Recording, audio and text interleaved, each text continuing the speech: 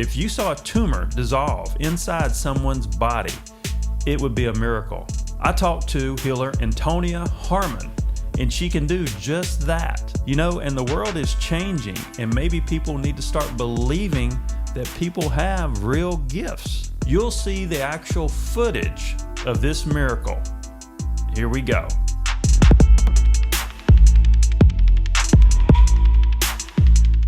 Just want to welcome everybody to the show. I have Antonia Harman back on this show because she had a big breakthrough recently with dematerializing these tumors, benign tumors in human beings, which is a big deal. And I want to welcome you back to the show, Antonia. How you doing? I'm very excited. I have proof, finally. She's so excited. I'm trying to get her to slow down a little bit to tell us through this story. But, she says this has taken 20 years to get to this point. So I don't want people to think that she woke up one day and boom, she dematerialized this tumor. This has been a practice. This is a specialty. And this is something she's designed for herself to try to help people in the world. So should we show the footage before we go further and people can understand what we're doing? We can show the footage. Let's show the footage right now. We're going to show the footage right now, and everybody take a look. What we're doing is I've got an ultrasound machine, as you can see here. And what I'm doing is dematerializing a tumor. So if you look at the left screen, you can see this sort of big black hole. That is where the tumor is. Now, a tumor is kind of like a balloon. So it's pressing everything out. Where you see the white, it's sort of lines of striation. They've got fascia, you've got fat, you've got all the different layers of flesh.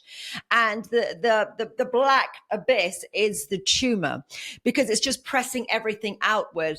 And then what I do is I dematerialize the tumor, and in 2 minutes and 15 seconds, you'll be able to see that the black dissipates and it all becomes white with these white lines, and that's done with an ultrasound, and the tumor is completely gone. So if we press on the area, then you can notice that it just didn't exist anymore. It just wasn't there. She slipped a little bit to the right, and I encouraged her to go back onto it, but it just wasn't physically there on her abdomen anymore, and it just completely vanished in 2 minutes and 15 seconds. So this is the footage. Okay. Yeah, the lines are getting more blurry around it. It's not as defined.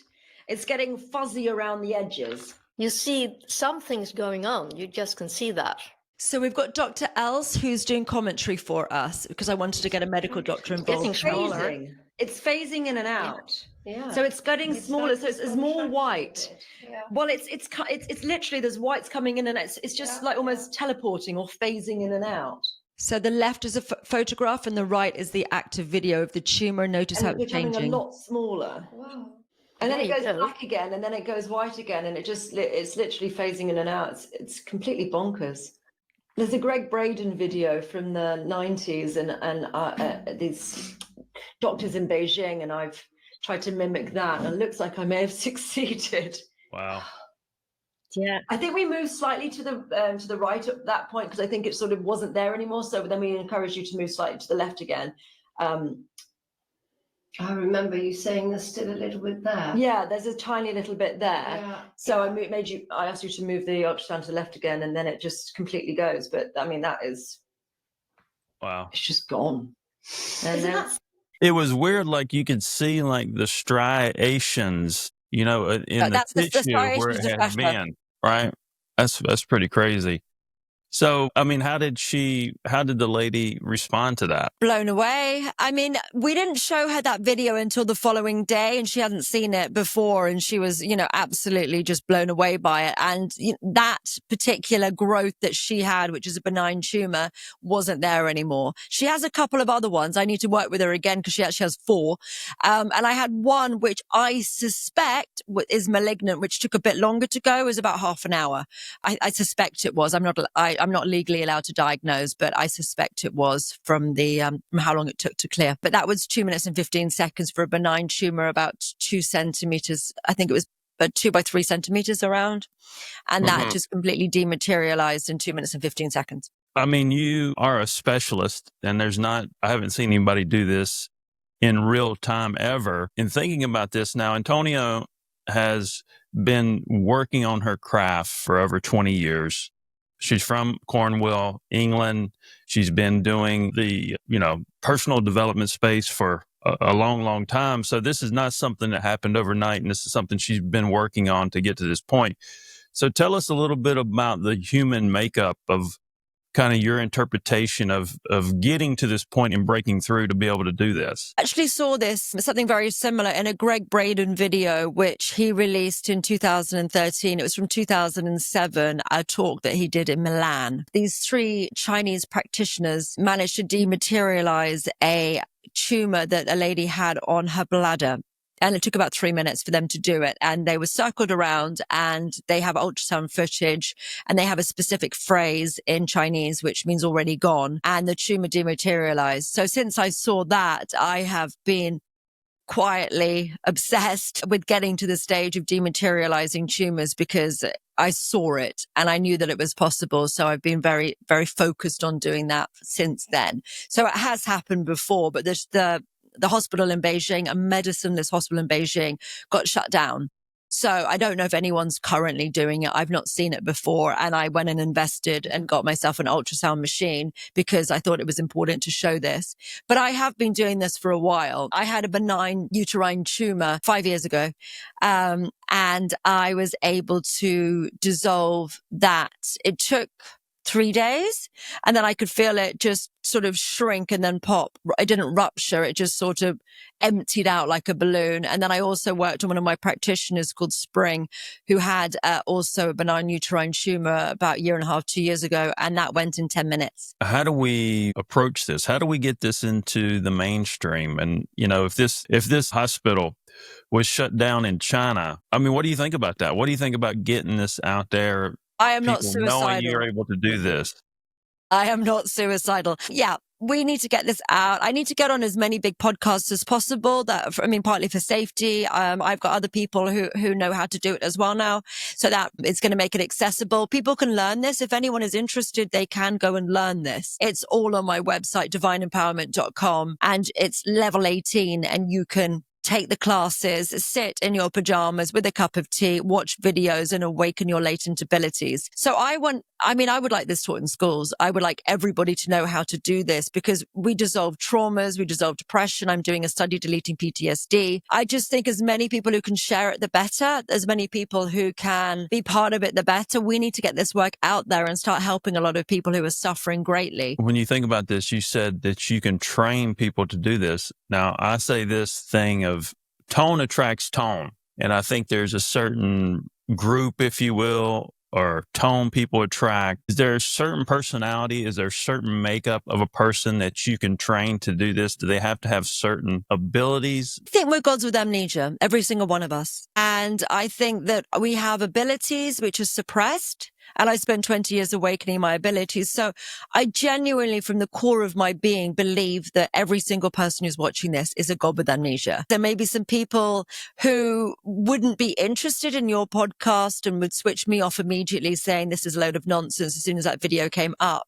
But anyone who's got this far would be somebody who, if they're interested, could learn how to do it. So the way that I understand it is that the Anunnaki probably created us, or another being race, that we were seeded by some extraterrestrial race, possibly the Anunnaki. That's the story that kind of resonates with me the most at the moment. Maybe it'll change at some point. But the story, the Zachariah Sitchin one, is that the Anunnaki wanted a slave race here to be able to mine gold. So they ended up creating humans in their image. I think it's slightly different. What I think they did is they took their DNA and they created a lesser species who were less just They lived a shorter lives. They were less intelligent. I think they blocked our magic. I think they blocked our height. If you look at the works, they say that they were sort of 12 to 15 foot tall. Well, that's the sort of us compared to toddlers. It's half the height. Anyway. I think that they've shortened our lifespan significantly.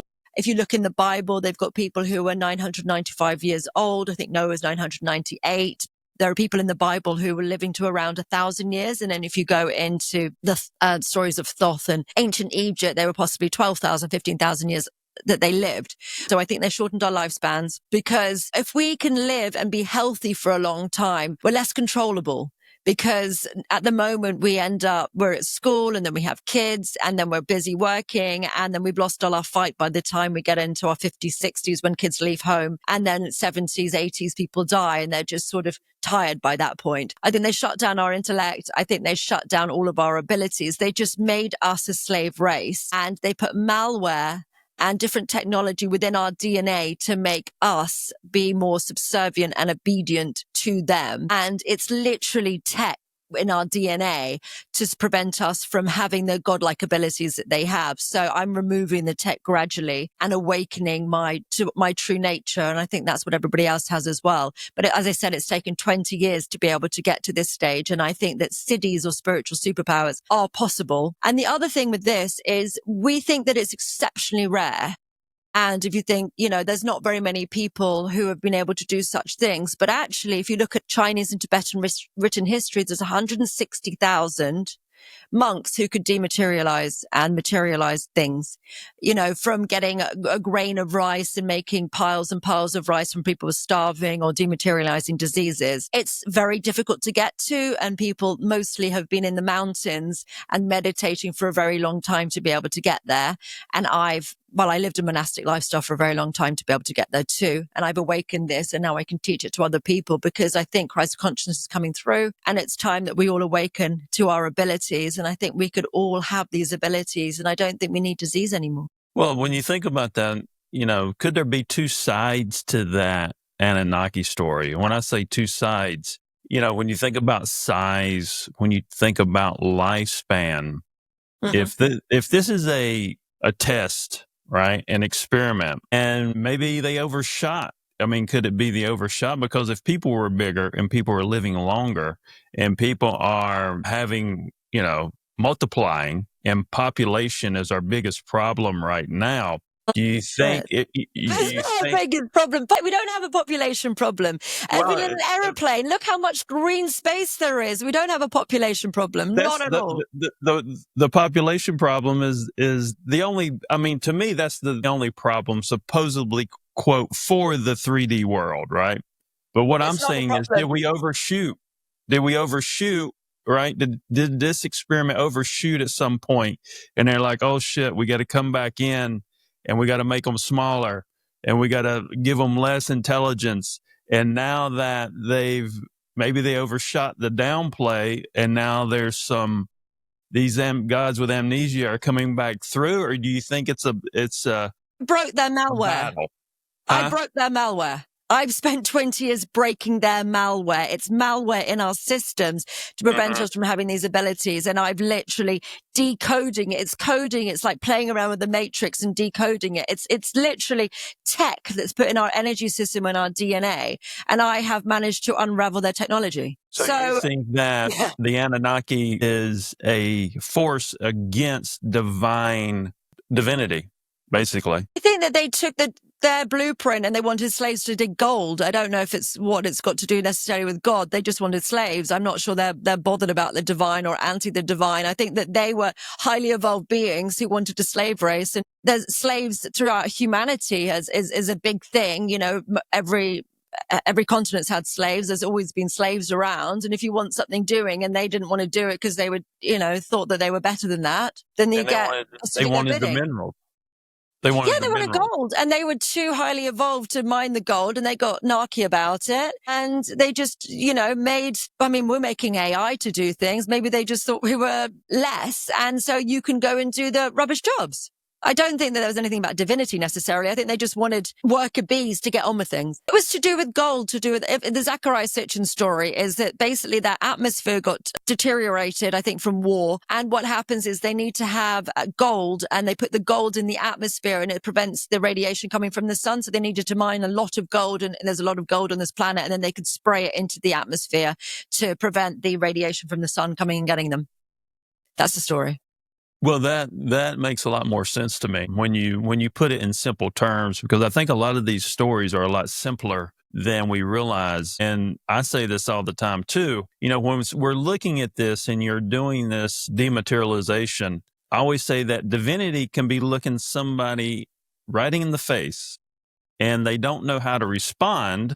In this day and time, it's almost like something goes off in their head that I can't respond to that because of what I've been brainwashed about for my whole life. Doesn't want me to believe that. Cognitive Why are dissonance. we It's so... cancelled out. Cognitive dissonance. You hear something opposite, and the whole thing just gets cancelled out, and you can't compute it. That is a shame, because it's like when you see something like this is a breakthrough for you. It's kind of a shame that people can't recognize it and really wrap their arms around it and take it to the finish line to help humanity. Why can't we do that? I think it's just a bit shocking, and I think it's a bit new, and I think people are starting to embrace it.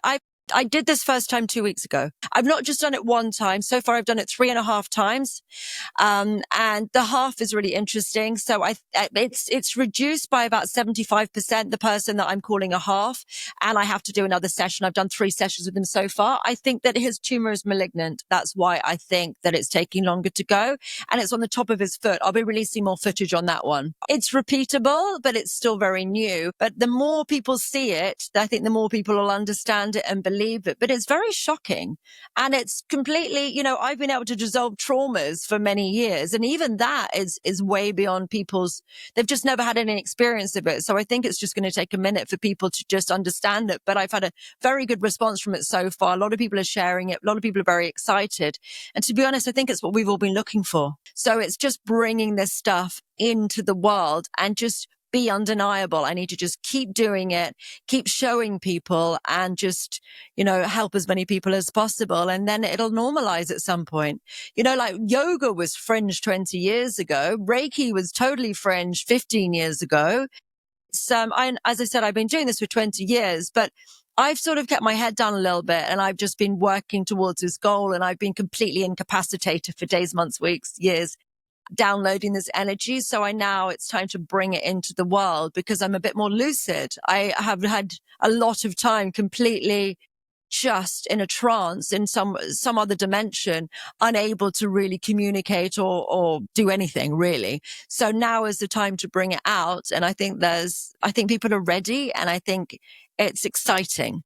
So malignant and benign are 2 different things, and it seems like it's a little more work if it's malignant, right? What is the difference in those 2 things, and can you explain why there's more work with a malignant one and one that's benign? Sure. So so what happens is diseases come in 3 categories: a gas, a liquid, and a solid. Gas-based disease is a thought-based disease. When you hang around somebody who's sad or angry or upset, you feel it immediately. There's an air around them. There's a gas around them, which you can feel their mood from.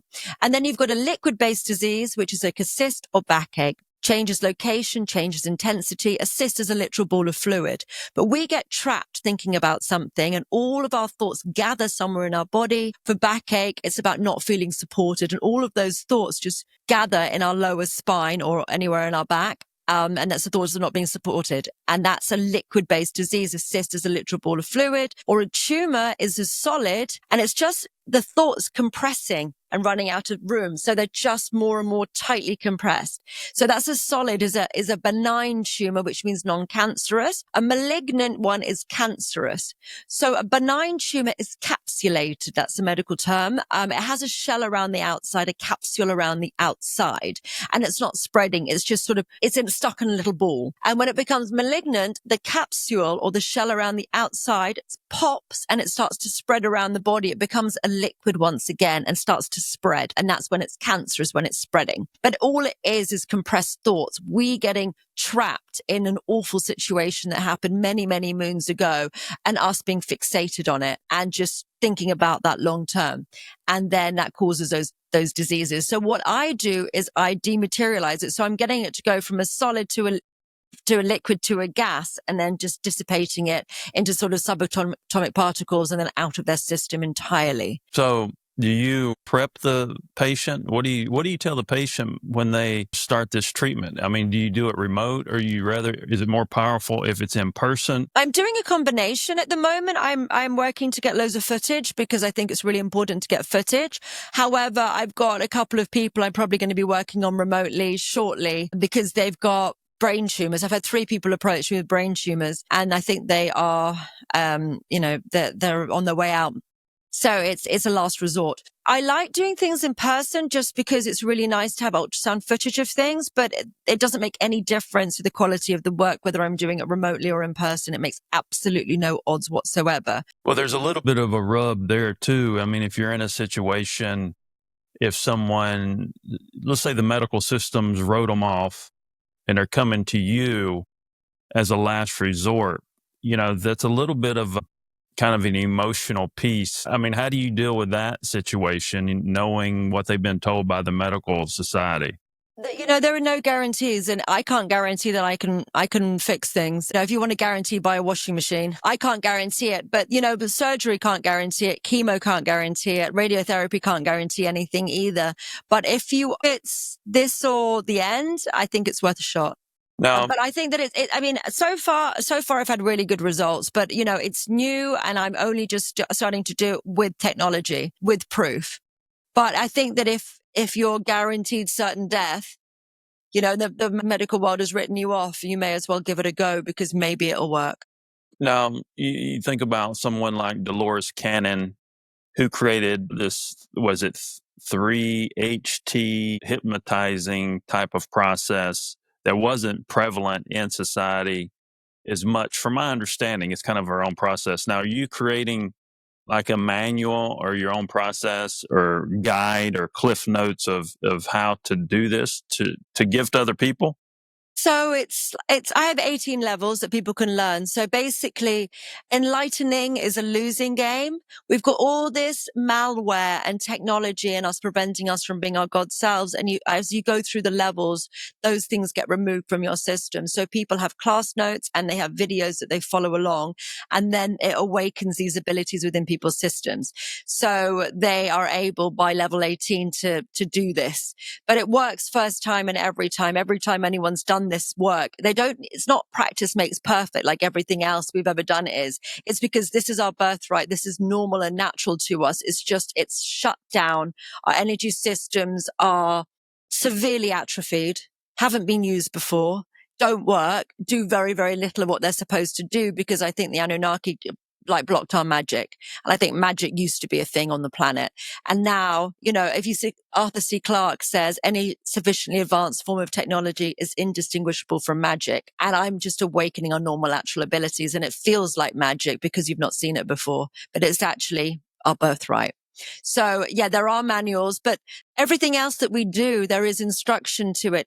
With this, you set an intention, you hold an intention, and the tumor is dematerializing. You don't need to have a lot of steps. It's not very complicated. It's just hold that thought. Once your ability to do this work has appeared within you, it's been reestablished, it's been reconnected, and all the stuff preventing you from doing it is out of your system. Once all of that's crap and malware and stuff has gone from your system, you just literally hold an intention and it will work.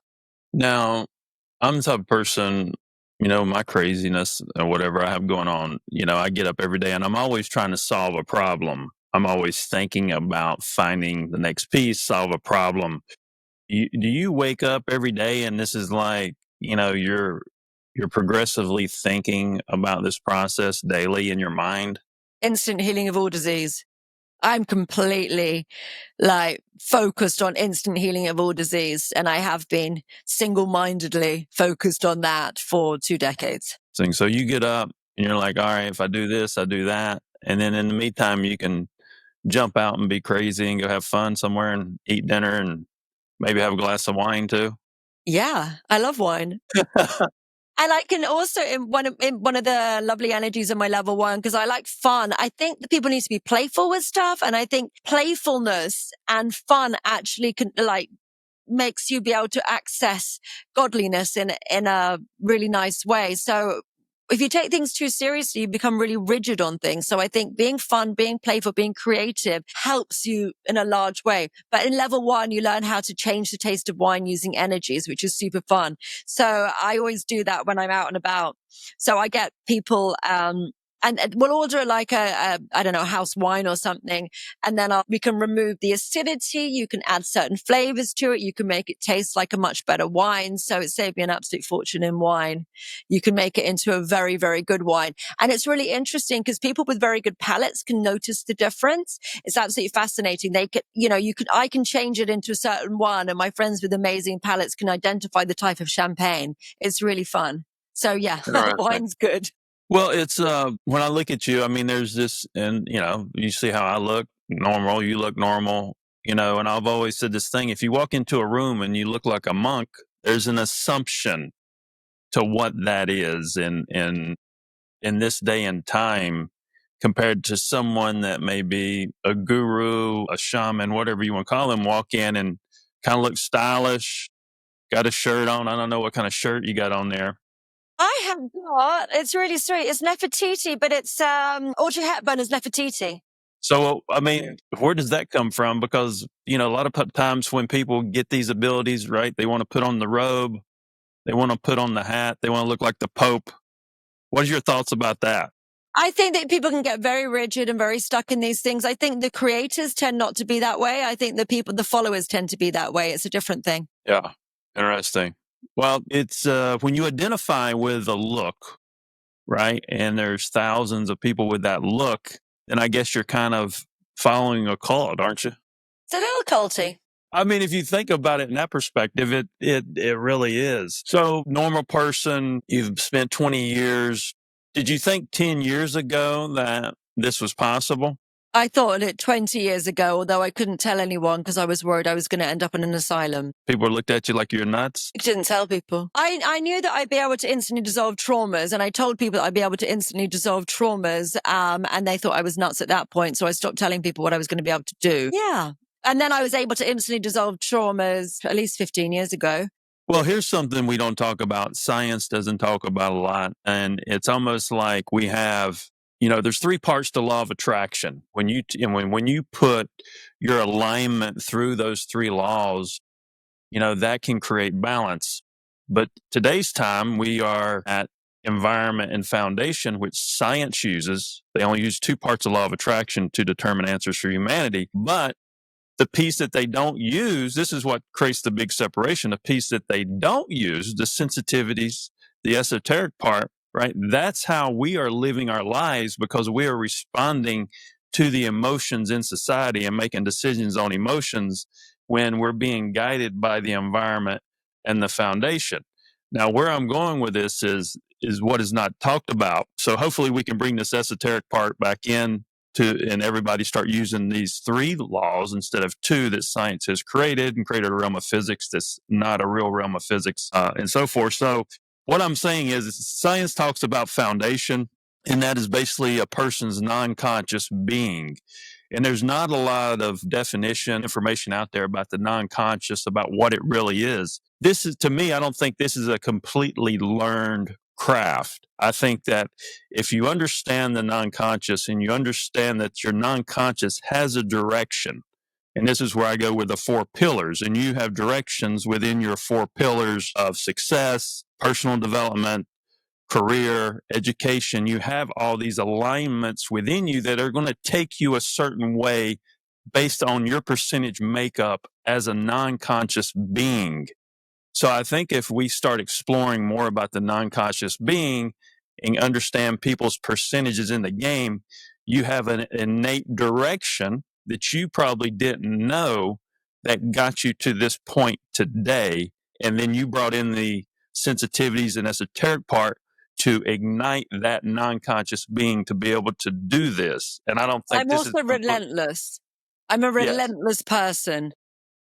But I think people got to understand that it's not just like, there's people have, it's just like a carpenter, right? Or it's just like an engineer mindset. There's people that are non-conscious being that have an engineer mindset, that can go put things together, or they have a mathematical mindset. These are all things that are innate in people. And I think if people start to understand that part of humanity, which is not discussed at all, I think this starts to set up people like you that have this special talent that you can ignite based on your non-conscious being and show it to the world. I think that's where a little bit of the rub comes. And I think if we can educate people more about that non-conscious piece of humanity, I think that's going to be a big deal to make this stuff resonate more and start to understand humanity more. I don't think people take chances necessarily. I think people get very stuck in the 3D, but I haven't been able to have a normal life because of this. I haven't been able to maintain friendships. I haven't been able to have boyfriends. I haven't been able to have kids. I'm 44 and I've sacrificed my life for this mission. The mission comes first. It's been a huge amount of sacrifice. I was so tired. I couldn't get out of bed for days, weeks, months at a time. I sacrificed years and years, at least 10. And then I'm also still absolutely incapacitated for days at a time, weeks at a time, still now. But there were times I didn't leave my house. A few times in a month, I'd get food delivered. I'd crawl because I had no energy to my hallway, shimmy down the stairs on my bottom, and then I'd crawl into the kitchen, put the kettle on and collapse. And I didn't have a tiredness-based disease because if I had something I had to do, then I'd be able to do it. I was recalibrating my body in a fundamental way and removing all this crud from my system. And it was very, very difficult. I couldn't even maintain friendships because I didn't have the focus or the brain to be able to speak on the phone for people. So I just went dark for years. I didn't have any friends. I didn't have anything. I was too doolally, just completely in a different dimension, awakening my system. I barely spoke to anyone. I barely did anything for years. It was a monastic lifestyle. This shit ain't free. And I've now got to the stage where the mission comes first. And I've known that, and that's in my heart that the mission comes first and my comfort is irrelevant. I have that very much in me, that my comfort on the mission is irrelevant. The amount of body pain that I was experiencing every single day from delayed onset muscle soreness, just the aches in my body, not being able to have any strength. I was very fit. I was modeling, and I ended up like losing all of that before I was unable to do my career in TV presenting. Everything got sacrificed for the mission. And now it's coming full circle because now I seem to be doing podcasts, which is basically TV presenting. And I've also managed to reverse age. So the years I lost, I've managed to gain back. So that's nice.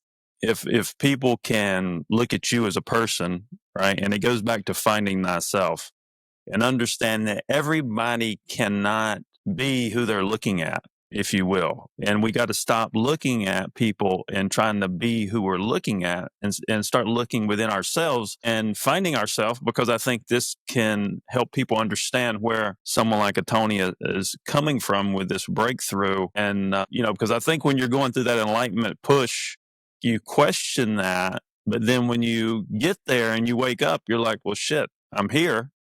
Now what I do, right? Yeah. I mean, the thing is, the stuff I teach does fast track that, because I think hurt people. And the first important thing to do on your journey is to get rid of all of your pain and your suffering and all of your ego around it. It's much better to don't build a wall, but build a longer table. And actually, when you can start being kind and choosing your response rather than reacting, that's really the first step in spirituality, I think, is responding rather than reacting and choosing how to be and getting out of victim mode and becoming a victor. Actually start to be kind. And also, I think it's very important to be honorable in all of your behavior all of the time and be proud of yourself. Don't do sneaky shit. Don't be an asshole. Don't do all those sorts of things, because it eats away at your confidence. It eats away at your soul. And you know that you did it even if nobody else does. I think it's very, very important to be honorable and to be proud of your behavior and to do the right thing because it's the right thing to do, not because somebody else is watching.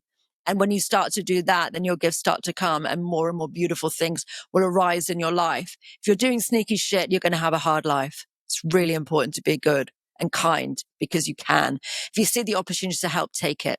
Well, I'm very stand up, but people might say I'm not very kind sometimes. I'm very stand up, but I think there's a difference between nice and kind. Kind is sometimes having the uncomfortable conversation. Nice is being a walkover, and it's nobody wants. And like the nice guys are wishy-washy and they're just flip-floppy, and they just don't actually have any integrity. You don't want nice, you want kind. Someone who's having the difficult conversations, because sometimes it's kinder to have a horrible conversation and say whatever it is and help people do better. But being nice is it's completely fake. and then it eats away at you. That's the thing. If you don't have these conversations, they eat away at you. And somebody keeping the peace is making you have an internal war. It's very important to be kind, but also stand your ground, but not do it in a way to dominate people, but do it in a way to collaborate with people. Well, people don't like the truth. The truth will set you free, but at first it will piss you off. Yeah. People don't like the truth. And I think people live within their own minds. They'll want to ask somebody a question, but they'll answer their own question, which is not a good place to be, I don't think. No, and it's really raw and bitter and horrible. Like, to actually really look at your behavior and look at yourself, and when you were not a nice person, when you were not kind, and when you chose to do something for your own benefit, which shat on someone else, it's much easier to just put blinkers on and do what's right for you. But it will eat away at you unless you're a psychopath. Just to ground this a little bit, you're born in England, right? Parents, normal job. Tell me a little bit about where you're at right now in your life and what you're looking to do in the future. Yeah, I'm set on moving to America. I've just put my house on the market, so I'm ready to move to Texas because I just think Americans are really into this sort of stuff more than British people. I think there's more opportunities there, and I want to, just get this work out in a really big way. So I had to move by the sea. I live in Cornwall, near the sea, and I needed to be by the sea to bridge this work through because I was living in London for 22 years before that. Because of the negative ions, which is produced by the tides, because the tides comes in about a mile each day, in and out twice. So it's the Atlantic, and there's a lot of energy that's created by that. Also, the sea is a superconductor, the saltwater superconductor. So I've managed to bridge this energy in and awaken my system, and it be less taxing on my body. I've been less incapacitated here than I would have been in London because I was, even just before I moved, there was a lot of time when I just couldn't get out of bed for weeks. So I had to move here to bring this work in. And now this work is through, it's time to sort of bring it into the world. Now I have my brain back mostly. I can just start teaching this to people, showing people what's possible, and hopefully being a guiding light for people to be able to start to remove their own trauma and potentially learn how to do this. Hurt people. So, I've got this whole lofty Miss World sort of thing. I just think that if everybody learned how to dissolve traumas, there wouldn't be any war. It's hurt people. So it would be really amazing if everybody learned how to do that stuff. So if people are interested, you can do my level 1 is on my website, divineempowerment.com. If you want to just take level 1, if you use the code MAGIC at checkout, it goes from $420 or £333 down to $120 or £99, I think. So the code, just put MAGIC in at checkout, and then you can learn how to dissolve traumas yourself. And then, if you can start dissolving traumas, then you can start getting over stuff. It's not that you're suppressing stuff. Don't suppress your stuff. Just make it so there's no resonance in your system. So, I think a lot of people ignore their stuff, and then suddenly something will trigger them, and then they lose their minds completely. You have to just completely dissolve it from your consciousness so that it no longer triggers you. If you can have had horrible situation happen to you and they don't own you, because unfortunately most people's past completely owns them. We're a bitch to our past. Something horrible happened to people 20 years ago, and that makes you not react with kindness and grace in situations because something awful happened to you a long time ago. But you're giving power to those people. Dr. Joe Dispenza is saying that around 50% of our memories are false. We've played Chinese whispers in our own mind, and we're upset about stuff that never even happened. That's really important. So auditing our life, going through all of our traumas and letting everything go will mean that your baseline level will be significantly happier. And it's very, very important to do that so that you are not completely owned by shit that may never have happened. That's the thing. That's the truth of it. People are owned by stuff that they made up, and that's horrendous. Well, it's funny you speak about being engaged when you moved to the sea because, I was in New York City area for 12 and a half years, and my enlightenment didn't start to get fully engaged till I moved to Charleston by the water. So it's very, very interesting concept. Again, if we want to find you, this is amazing breakthrough. I'm anxious to see how this plays out in society, and we'll help you in any way we can. How do we find this On their information? podcast, let me know, because I really want to get this work out as much as possible. We need to bring this work into the world. Everything's on my website, divineempowerment.com, and you can find me on Instagram if you want. There are special deals and things that I can send people. If anyone wants to do all of the levels, then you can do that. And there's a discount for doing that, level 1 to 18. It's an all class bundle, which is on my website, divineempowerment.com, and come and learn it. Learn how to do these things. Become the God that you're always destined to be.